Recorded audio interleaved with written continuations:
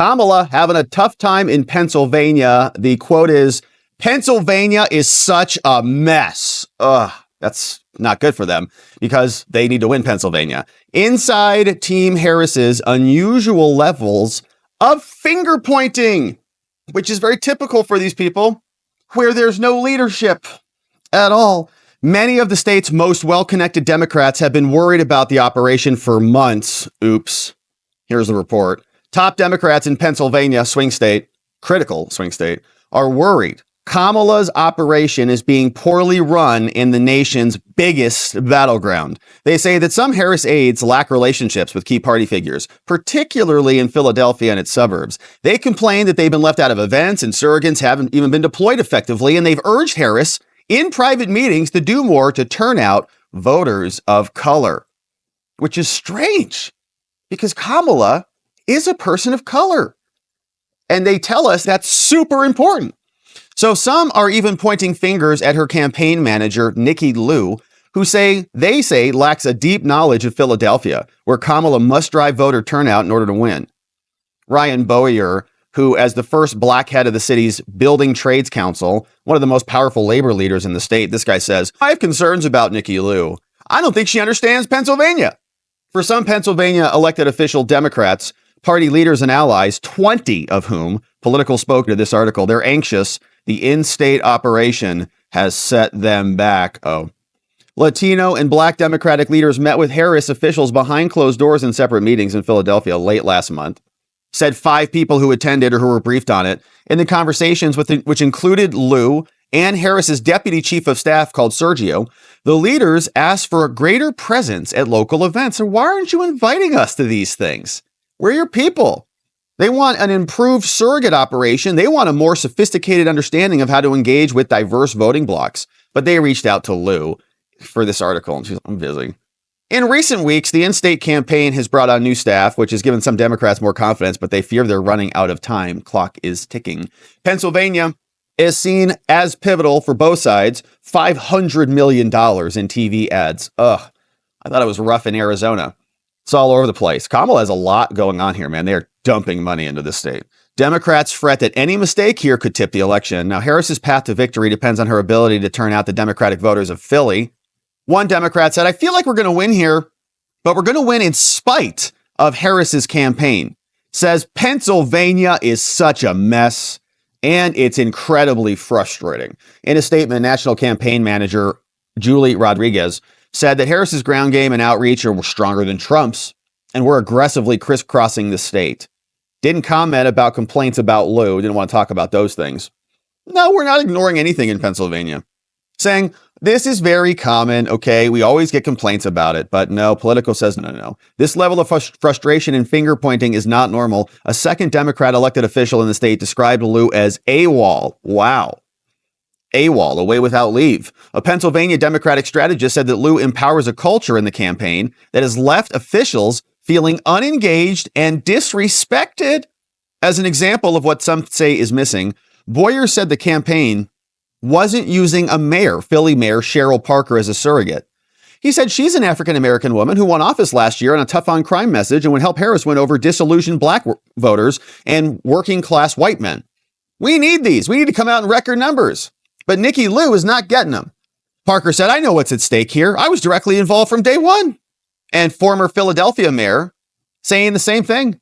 Says they should honor other people. Part of this is that politics has gotten so scientific around door knocking and all these things that they forget culturally Latinos like just noise. They're just totally forgetting about A third Democratic elected official in Pennsylvania said the campaign is completely flooded with money and they should use those funds to reach out to Asians and Latinx, where the party infrastructure is non-existent. Philadelphia City Council member Kendra Brooks, a member of the working, it's because they're Democrats. We're using their terms. All right. Politico is trying to sanitize it. All right. This is like how normal people talk. We're talking about Democrats and their operations. All right. So use the proper labels. Don't try to sanitize it and color it up for them. All right. Now, the Harris campaign provided a list to Politico of several examples of surrogate events aimed at engaging voters of color.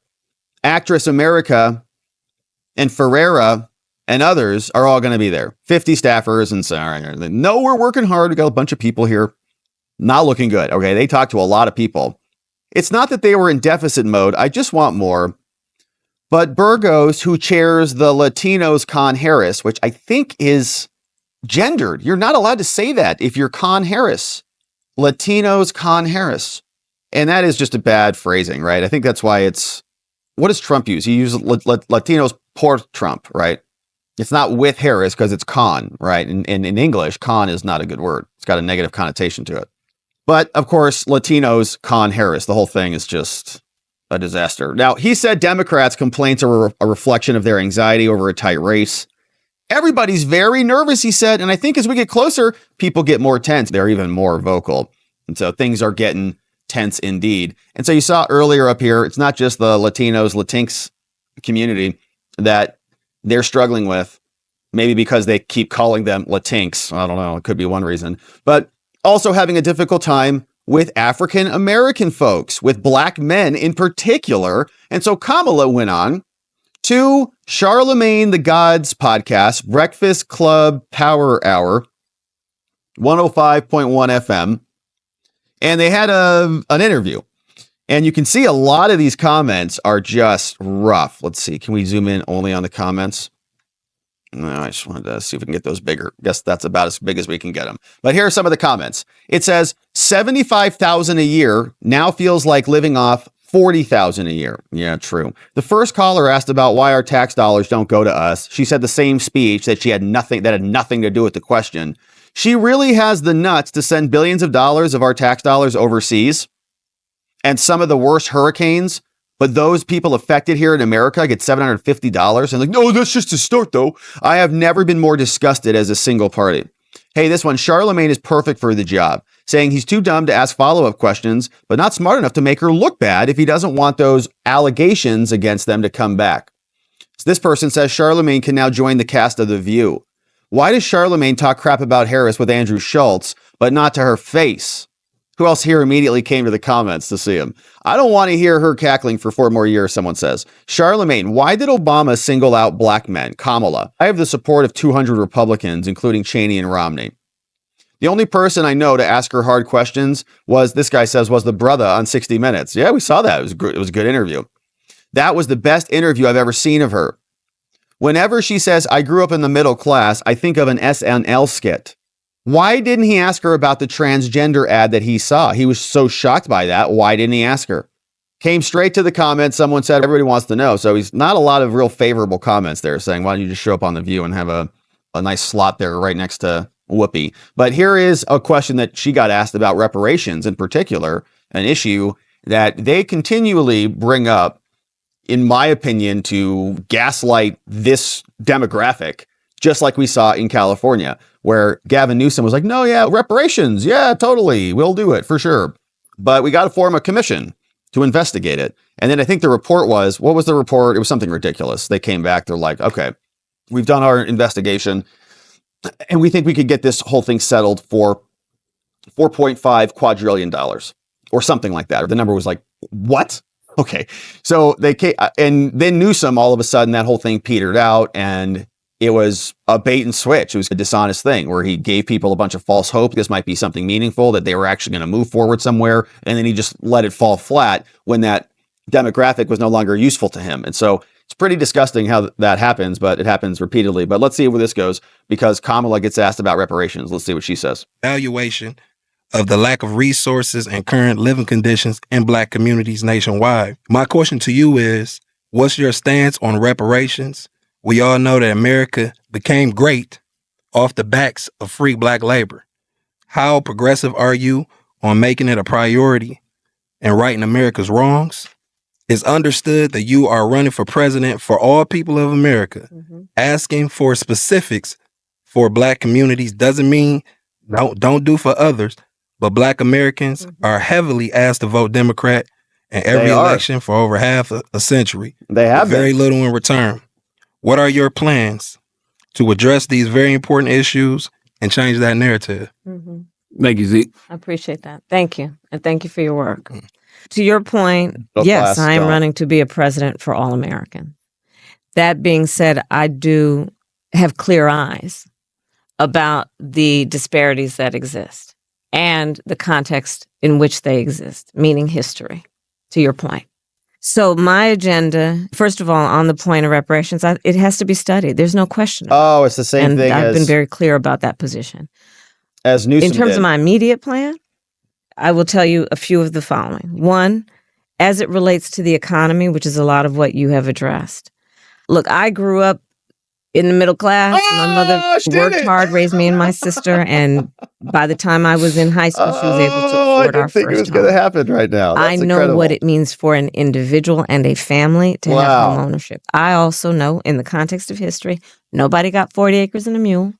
We have a history of a number of things, including redlining. Detroit knows it well. A history of, for example, something that still exists that I've worked on to address, which is racial bias in home appraisals. And we know home ownership is, Black families are 40% less likely to be homeowners than others. And that home ownership is one of the surest ways to build intergenerational wealth, right? Because when you own a home, that's when if your child says, Daddy, I want to go to college, you can say, sweetheart, don't have to take out a loan. I'll take some equity out of the house. Or if your child says, I want to start a small business, same point, right? My plan includes making sure that for first-time home buyers, they have a $25,000 down payment assistance to just get their foot in the door, because we know folks will work hard, they'll save, and pay that monthly mortgage. All right, so then everybody's home ownership prices go up $25,000, and then you get people who probably shouldn't be homeowners in case something else happens that requires a big expense that maybe they can't afford. Then they get stuck. Maybe they are in over their heads on their mortgage payments. Maybe they foreclose on their homes. Now their credit's destroyed. Now they're in a worse off position than they would have been if they would have just saved some money and then come up with the self-sufficiency in the financial situation to, have enough money to put a down payment on a house on their own, or with the help of a family member, right, with somebody who can give them some support so that we know that they have a backstop, rather than the government just giving people money just so we can encourage more home ownership. I think that's what got us into a major real estate problem back in 2007 and 2008, in addition to credit default swaps and all the things that were happening here. I think it is largely economically illiterate, but she, of course, is economically illiterate, so it's par for the course. But she is now giving us a laundry list of things that she'll do in order to support Black men in America, including money for new homeowners. But I think this also applies to illegal aliens. I don't think it's just for Black men. So I think that's for everybody. So also illegal Latinx men also are going to get that too, as far as I'm concerned, because she can't discriminate based on race and skin color as much as she'd like to. She can't do that yet, even though they're trying hard to do that.